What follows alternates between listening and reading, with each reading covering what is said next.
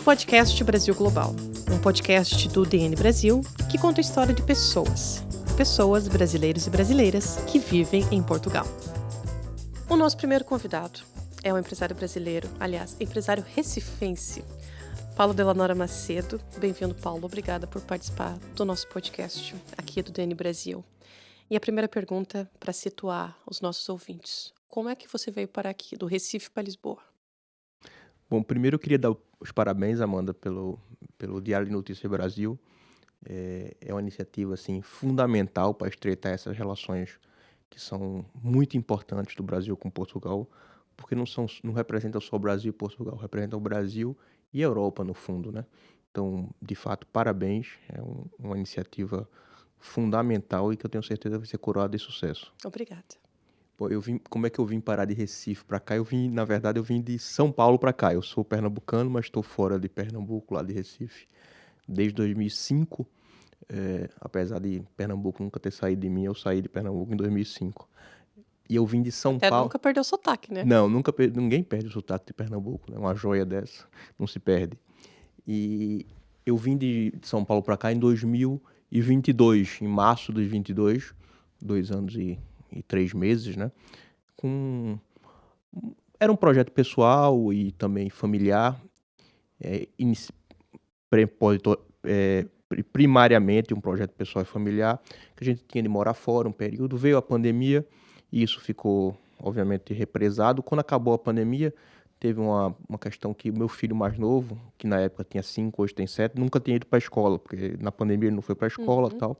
Eu disse, bom, vamos nos mudar agora para aproveitar para ele ir para a escola já num país já novo. Diferente. Esse é o primeiro ponto. O segundo, que também foi muito importante, não sei se a ordem de importância é essa, mas, enfim, são próximos. Eu estava muito insatisfeito no Brasil com o clima político que estava lá. Eu tenho um engajamento político muito forte, de debates, etc. E vivia em São Paulo. Trabalhava com private equity, com venture capital, que é no mundo financeiro, vamos dizer assim. Na época da pandemia, todo mundo estava em home office, vamos dizer assim. Mas antes disso, né, ainda peguei ali um ano de Bolsonaro andando na rua. E esse setor financeiro estava muito radicalizado no Brasil. Então estava muito difícil. Amigos que começaram a ter uma visão muito radicalizada. Você não podia ter um debate no clube. Ficou uma coisa na escola difícil. Para quem tem uma militância política, que é uma militância política do debate, isso começou a ficar difícil. Muito conflituoso. E você sentia que isso te afetava também pessoalmente? Afetava. Quem gosta do debate, né, afeta, porque você saía para jantar, uma coisa, e começava a vir, vamos dizer assim, jogar aquelas coisas bolsonaristas, né? E aí você não consegue e responde, e vai pro debate, então ficava um negócio difícil. Foi um momento que, vamos lá, né? Isso foi antes da pandemia, quando tinha um encantamento muito grande ainda com o Bolsonaro, etc. Então, Principalmente no mercado financeiro. no mercado financeiro, então era uma coisa assim que você, se não fosse bolsonarista, era quase que um inimigo daquele núcleo ali, né? Você se sentiu assim, visto como um inimigo? Quer dizer, era sempre o que tinha opinião contrária e aí começava a não ser chamado para os eventos, porque fazia pergunta desconforto, incômodo. Me lembro que eu fui num evento em São Paulo, que eu não me lembro, um dos grandes brancos brasileiros, não me lembro qual foi, e discursaram Pedro Malan, que é um ex-presidente do Banco Central, ministro da Fazenda, desculpa, de Fernando Henrique, o Armínio Fraga, que é também um liberal, né, até bem liberal, até mais para o neoliberal, ex-presidente do Banco Central, Gustavo Franco. Isso foi antes da pandemia, 2019, e fizeram uma certa, não diria crítica, mas foi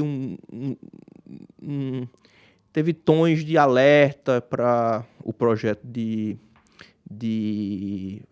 Paulo Guedes, que não podia ser visto como uma coisa assim que era mágica, eles como 3 homens que tinham tido muita experiência em setor público, meio que alertando ali. Só não foram vaiados, mas chegou perto da vaia. Teve assim, talvez 30 ou 40% do auditório se levantou. Isso no mercado financeiro, no evento do banco. Eu fiquei assim Sim. chocado, porque assim, quem estava discursando ali não era um economista da CUT, que é a Central Única dos Trabalhadores, Não que era era... propriamente um comunista, né? Não, era Malan, Gustavo Franco, e fazendo alerta, dizendo, ó, esse negócio aí mágico de Paulo Guedes não é assim, tal. Se levantaram no meio da palestra. E estavam certos, afinal, É, né? Malan e então, companhia. isso era a tônica da época. Isso era com eles, né? Imagine comigo, que não sou ninguém, que não tenho nome, mas quando você falar alguma coisa, era uma coisa quase que a resposta vinha agressiva, dizendo que, enfim. Então era um ambiente difícil, Uhum. difícil. E você circulava lá nesse ambiente, mercado financeiro, tem muitas autoridades. E aqui em Portugal o clima é diferente, mesmo entre essas pessoas que circulam. Então, no fundo, aqui, quando nós migramos, nós somos todos pacatos cidadãos, né? Sim, Como é que você se sente nessa posição, nessa transformação de vida aqui para você e para tua família? é uma posição bem diferente, né? Porque eh, você aqui, você não tem a rede de relação que você tem lá, como você falou, né? Então, eh, você tem que redescobrir os acessos, as pessoas, o relacionamento. eh, É muito diferente, né? Coisas até mais, vamos dizer assim, mundanas. Você não tá no mailing de eventos para ser chamado Uhum. para lugar nenhum, porque as pessoas não sabem nem que você existe ainda. Então, é um processo bem diferente do que você está acostumado no Brasil. Quem tinha um cargo, uma função, ou pela coisa de ser investidor barra empreendedor barra executivo, e tenha lá uma função, um cargo que, na verdade, você está sendo chamado pela aquela posição que você está, etc. Uhum. Quando você chega aqui, você tem que...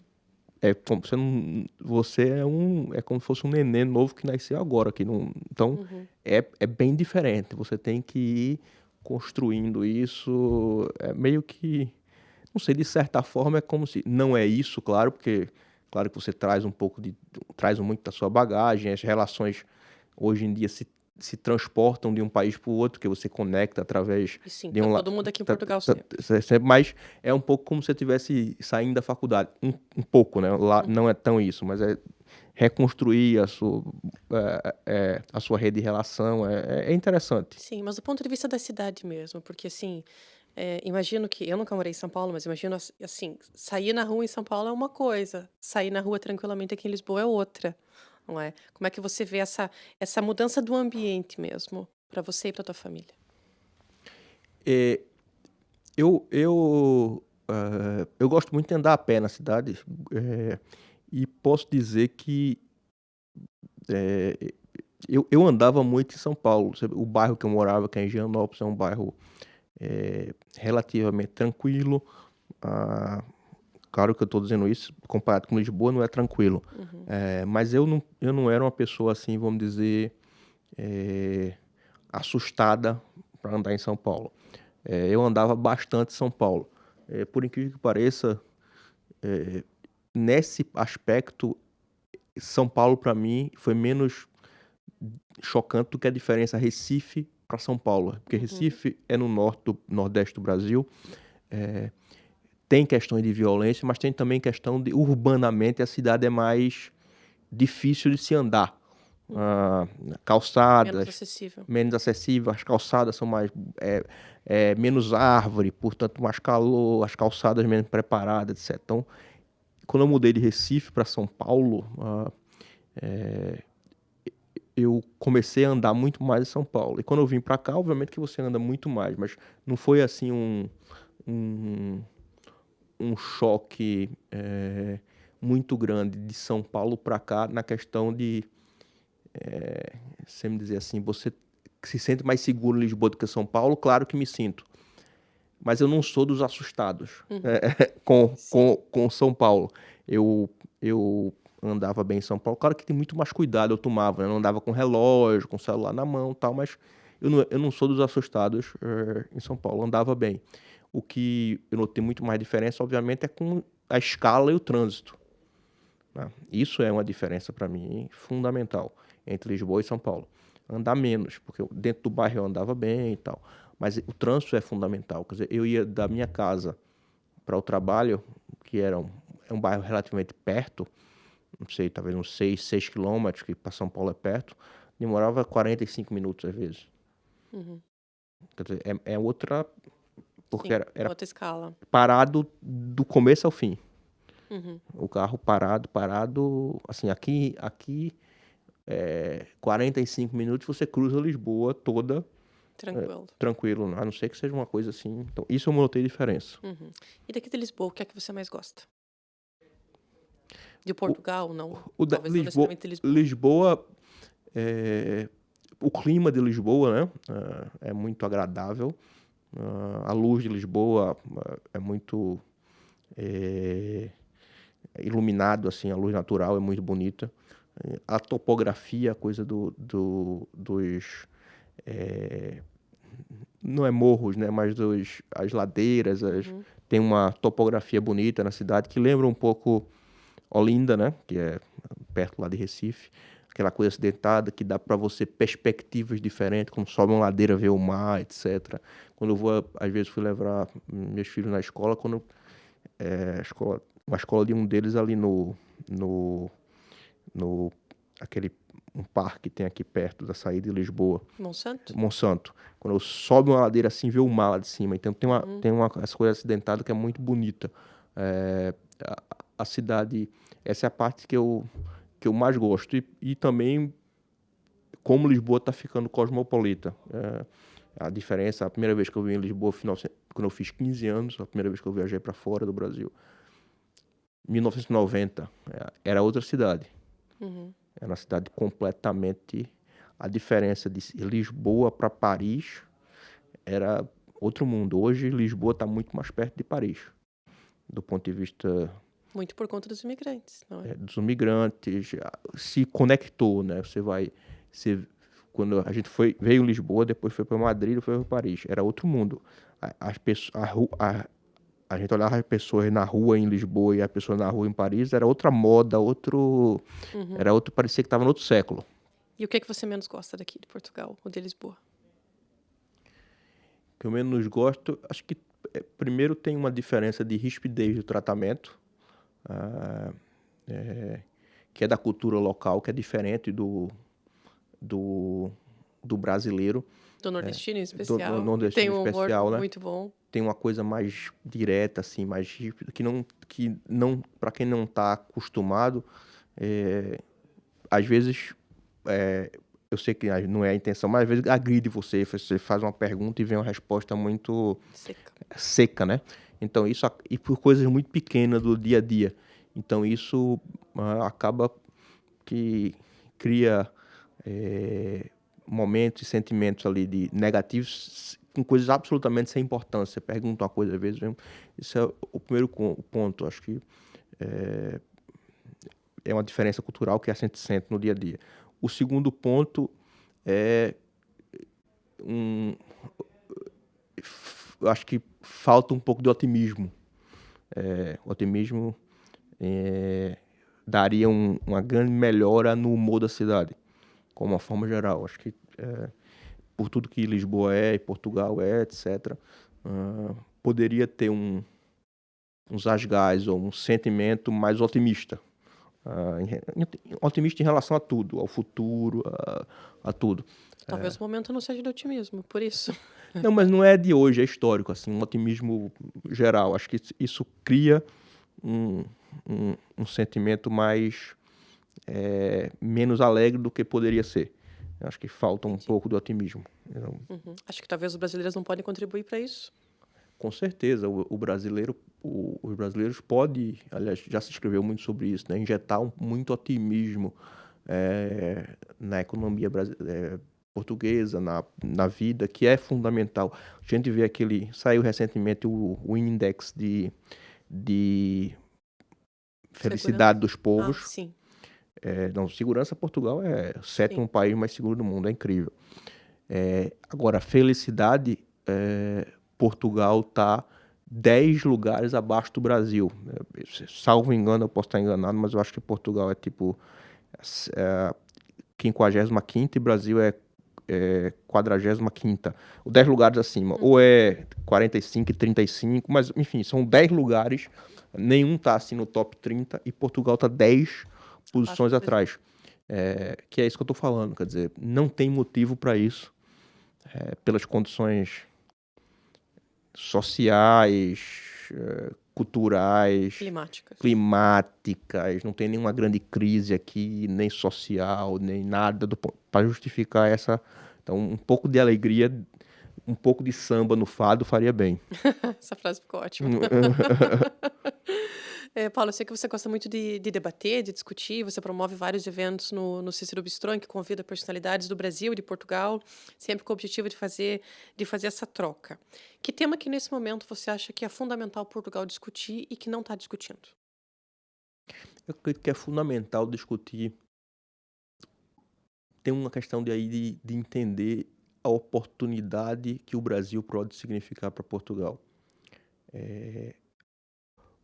Portugal tem uma oportunidade de ser grande em alguns setores específicos que ele escolher, se ele trabalhar junto com o Brasil.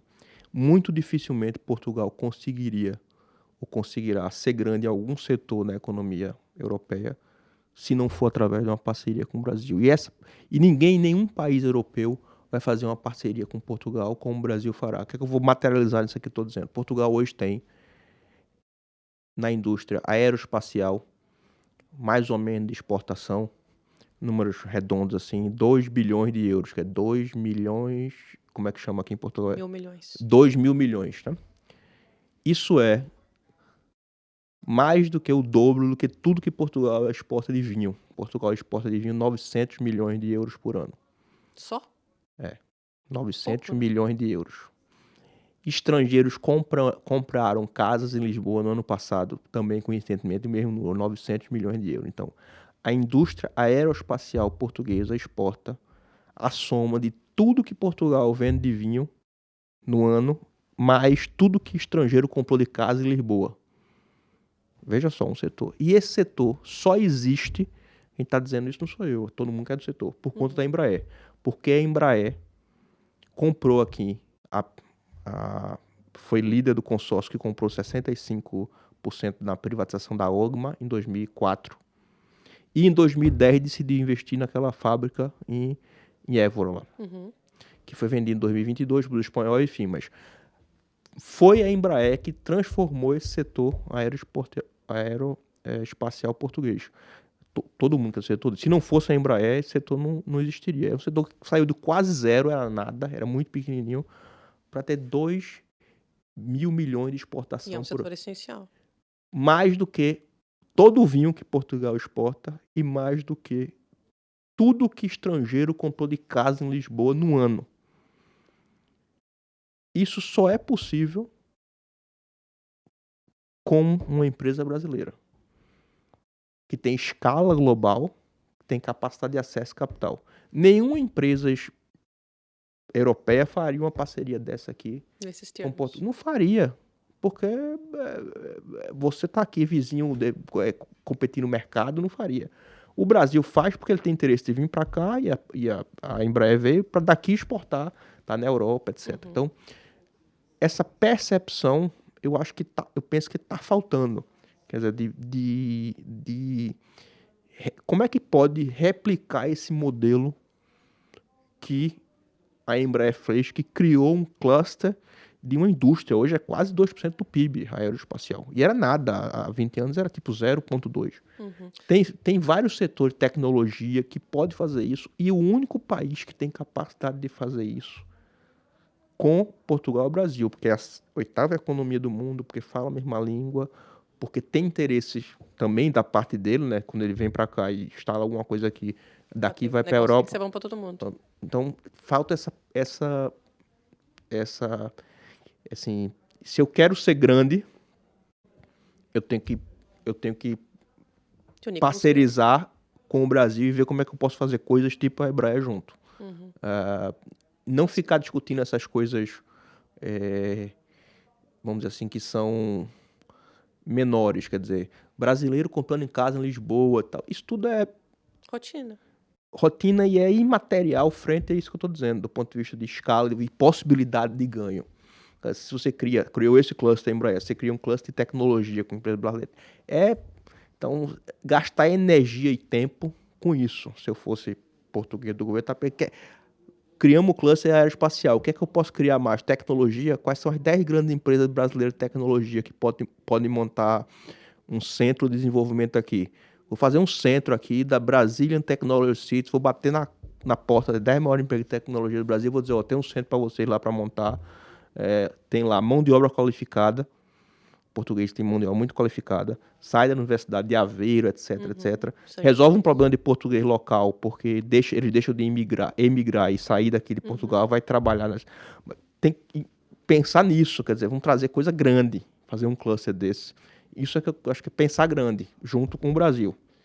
Eu não acho que hoje em dia esse tipo de pensamento já existe um pouco. Por exemplo, quando teve a Cimeira aqui, foram assinados vários negócios. Está em tratativas que a Apex abra um escritório aqui em Lisboa. Então, acho que já não foi pior nesse sentido, que as coisas estão melhorando em relação aos negócios. Não, certamente avançou, né? A gente passou 6 anos que não tinha nem a cúpula aqui, a Cimeira, né, entre os países, né? Certamente avançou. Não estou dizendo que não avançou. Eu só acho que falta. Você pergunta o que é que falta? Eu não vi. Pode ser que alguém tenha, mas eu nunca vi. Assim, quais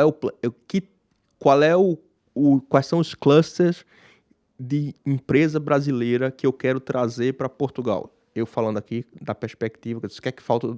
Estou entendendo que é do lado do governo português, né? Eu não vi esse plano. Quer dizer, criamos a Embraer, a Embraer veio para cá, né? Criamos a Embraer e criou esse cluster de aeroespacial. Qual é o outro que a gente vai fazer? É inovação, tecnologia, é serviço médico. Qual é o outro? Tem que buscar o outro. Eu não vi se tem ainda um projeto Também não vi. Estruturado para isso. Porque, assim, a gente está falando desse cluster de aeroespacial, são 20 mil empregos super qualificados. Só que o Brasil é tão grande, tão diverso, tem capacidade de tantas áreas de tecnologia que dá para fazer 3 ou 4 desses. Brincando. Que é muito mais importante do que vender casa para brasileiro, mas muito mais importante. O volume em termos de negócio, né? De negócio, o que gera salário, enfim, não tem nem comparação. Então, gastando tempo com isso, Golden Visa, não sei o que, qual é a coisa focada? Agora, para isso precisa, obviamente, porque precisa do poder público, porque provavelmente as empresas brasileiras que vão investir aqui vão querer algum tipo de benefício fiscal, vão precisar, vão querer de regulação, vão querer entender, o cara vai dizer, eu vou montar minha empresa de tecnologia no Brasil, mas eu vou trabalhar só para a empresa brasileira, eu vou estar submetido àquela legislação do ponto de vista de controle, daquela lei lá de segurança de dados. Tem que ter tem uma troca aí entre países de policy, né? E você acha que o estilo de fazer negócio dos portugueses e dos brasileiros é parecido? Não, acho que é diferente. Obviamente que tem a ver com a dimensão dos países, né? O brasileiro é muito mais agressivo. É muito mais agressivo. Nesse ponto, ele é muito mais parecido com o americano, né? Tô falando de forma geral, né? Claro que se você for para coisas muito específicas, talvez se você for para Recife e tal, talvez tenha mais semelhança com Portugal, porque hoje nem está se transformando isso, mas era um mercado mais protegido, mais local e tal. Mas, de forma geral, especialmente em São Paulo, o empresário brasileiro é muito mais agressivo. Ele pensa muito mais, ele pensa muito mais, porque o Brasil é muito grande, o mercado é muito grande, ele tem acesso, escala, né? Acho que ele tem acesso a capital, entendeu? O capital permite você pensar grande, né? Quer dizer, lá em São Paulo, se o cara tiver uma ideia boa, o mercado, ele levanta 100 milhões de euros, se a ideia for boa, assim, rapidamente, né? Se ele estiver no lugar certo e tal. Então, isso permite com que você pense grande, né? Aqui em Portugal não existe um mercado de capital, basicamente. Não existe, é basicamente significante. A dificuldade de levantar capital que é enorme, não tem liquidez. É por isso que volta aquele primeiro ponto. Para Portugal fazer coisa grande, privada, que não seja pública, tem que ser com parceria com empresa brasileira, porque é quem tem capacidade de de levantar capital. Sozinho aqui, o português pode ter a melhor ideia do mundo. Estou dizendo isso, é factual, não é julgamento de valor. O português pode ter a melhor ideia do mundo. Para ele levantar 1.000 milhões de euros, é muito difícil, quase impossível. É quase impossível. O Brasil tem vários casos de empresas startup que levantaram 1.000 milhões de euros depois de 3, 4 anos. Abriram capital ou nos Estados Unidos ou no Brasil, mas várias, não é um unicórnio, não. Assim, tem 30. Não, precisa ser então, na hora que você faz uma parceria com uma empresa dessa, ele pode fazer o levantamento de capital para a joint venture aqui. Então, a diferença é essa. Eu acho que a ambição do brasileiro é maior porque, como o tamanho do país é muito grande, ele não tem, vamos dizer... Não tem uma marra para pensar pequeno. Não tem, porque é aquela coisa do... Eu já sou grande, então eu já estou acostumado nesse... É natural, né? Desse mundo de... Como o americano. O americano é muito grande também. Tudo que ele pensa é grande, porque o mercado dele é grande, né? Exato. Ele não é nada, vamos dizer, soberbo para o americano pensar grande, porque o mercado é grande. Então, aqui é a coisa muito mais... a lógica do pensamento menor, etc., por conta dessa realidade local. E para a gente fechar, Paulo, tem mais 2 perguntas, mas uma delas a gente fala bastante aqui do mercado privado e tudo mais, mas eu sei também que você é um grande defensor do Estado Social e dos serviços públicos para a população. O que é que você acha do serviço público aqui em Portugal, no geral, em relação à saúde, educação? Sem dúvida, de muito mais eficiência e qualidade do que no Brasil, né? Claro, isso tem razões, né? O tamanho do país, o tamanho Nesse caso é uma vantagem ser pequeno. Com certeza, uma vantagem enorme.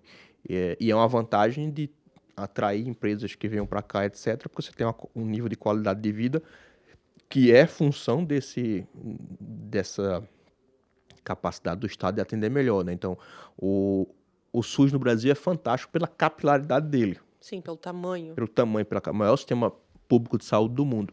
Mas, claro que, tirando alguns exemplos de excelência do hospital em São Paulo, das clínicas, etc., que são pontos de excelência, a média do SUS é muito inferior da média Sim, no interior do, é muito complicado. do Sistema Nacional de Saúde aqui, né? Do SNS, né? Que tem um atendimento... Eu já levei meus filhos 4 ou 5 vezes, porque tem uma questão deles aí, crônica e tal, e 4, 5 vezes atendimento, emergência... Claro que é a simplicidade de um setor público de saúde, né? Mas assim... Mas eficiente. Eficiente, a competência dos profissionais, etc. Então, muito bom. Escola pública, quando no primeiro ano que a gente chegou aqui, eu fiz questão de estudar o primeiro ano na escola pública, até para conhecer, também tinha uma questão de mobilidade da minha filha, que eu não consegui na escola privada do primeiro ano e tal. Então, estudaram os 2 na escola pública. Eu não posso nem comparar com o Brasil, porque lá no Brasil eles nunca estudaram em escola pública, né? Porque a escola pública no Brasil é uma qualidade bem inferior. Mas, assim, tinha aula, não tinha questão de greve, tinha computador, tinha... Então, nesse caso, a ser menor. E não só isso, né? A limpeza funciona, o transporte funciona. Sem dúvida, é um país muito bem dotado dessa infraestrutura pública, né? A rede de assistência aposentadoria, você vê que é um negócio que não... Claro que tem gargalos, mas bastante eficiente se comparado com o Brasil. Agora, para finalizar, Paulo, eu queria que você desse 2 dicas. Uma dica de um lugar para visitar aqui em Lisboa e uma dica de um livro. Uma dica de um lugar para visitar em Lisboa. Só não vale o Cícero Bistrô. Não, só não vale o Cícero, Eu penso que a gente falou aqui da Lisboa cosmopolita, voltada para o mundo, etc. Eu acho que o MAT, que é aquele museu que fica lá na beira do Tejo, né? Um museu que é arte, tecnologia, é bastante interessante, porque para mim é meio que uma nave espacial ali, né? Que mostra essa coisa de Lisboa conectada com o mundo, muito perto, inclusive, da Torre de Belém, onde saiu as caravelas, que Portugal, vamos dizer, teve um papel importante aí em descoberta do mundo, etc. É meio que um novo Portugal, onde tem a cultura, a tecnologia, a inovação. Vale a pena a vista, é muito bonito. Em cima você pode ir no teto dele. Incrível, sim. Do teto é maravilhoso, você vê Lisboa toda. Vale a pena. Livro, eu estou lendo um livro, eu não sei exatamente em português o título, mas é 1920, fala basicamente do que aconteceu entre a Primeira Guerra e a Segunda Guerra, que foi um altíssimo aumento da insatisfação e uma crise da globalização da época. É quase como se fosse e 100 anos depois, você lê o livro, parece que está tudo lá. A mesma conversa, a mesma história contra os bodes expiatórios. Os estrangeiros, a imigração, contra o sistema, mas tudo. Veio a crise ali, a crise de 29 agravou tudo isso, mas é entre 20 e 30. É como se fosse a primeira onda dessa insatisfação que a gente está vendo de novo. Então, é uma coisa de onda. É assustador, porque mostra lá, a gente está na primeira parte do livro ainda, se isso se repetir, que é a insatisfação. Depois vem o que foi, vamos dizer assim, a resposta a isso, que foi o nazismo, etc, etc. Então é assustador. Bom, tomara que essa parte não se repita, né? Bom, mas isso é um tema para um outro episódio, para falarmos sobre o que vai acontecer no futuro, né? E qual vai ser o nosso papel e o nosso lugar enquanto imigrantes aqui em Portugal, nessa fase também de muitas transformações políticas, não é? Porque também nós fazemos parte disso. Exatamente. Paulo, muito obrigada pela participação aqui no podcast. E foi um prazer conversar contigo. Obrigada pela experiência que você compartilhou com a gente. Obrigado. Este podcast tem o patrocínio do Grupo Bell.